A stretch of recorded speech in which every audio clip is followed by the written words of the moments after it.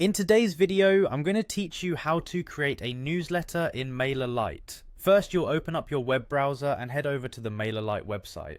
Once there, you'll see a prominent option to log in. Go ahead and click on that. If you prefer a streamlined login process, you can use the sign in with Google option, which makes it quick and easy to access your Mailerlite account without having to remember another password. Once you're logged in, navigate to the dashboard. Here you'll find a section labeled Campaigns. Click on Campaigns to begin creating a new newsletter. Now you'll want to start a fresh campaign, so look for the Create Campaign button. With several types of campaigns to choose from, select the Regular Campaign option, which is perfect for standard newsletters.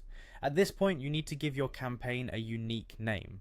This is a great way to identify your newsletter later, especially if you're managing multiple campaigns. Next, it's time to decide on the subject of your newsletter. This is what your recipients will see in their inboxes, so make it engaging and relevant. Now you'll move on to selecting your recipients. Click on the Recipients tab where you'll have the option to target all active subscribers.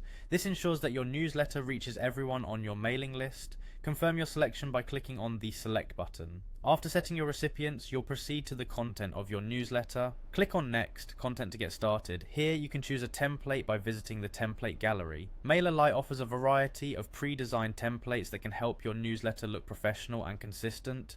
Browse through and find a template that suits your message, then click on it to select.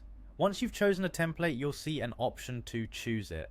Don't worry, if the selected design isn't a perfect fit, you can always edit the template further. Tweak it as much or as little as you like until it's just right. Once you're happy with the design, click on Done Editing to save your changes. Now it's time to send your newsletter. You'll find the Send button ready for you to use.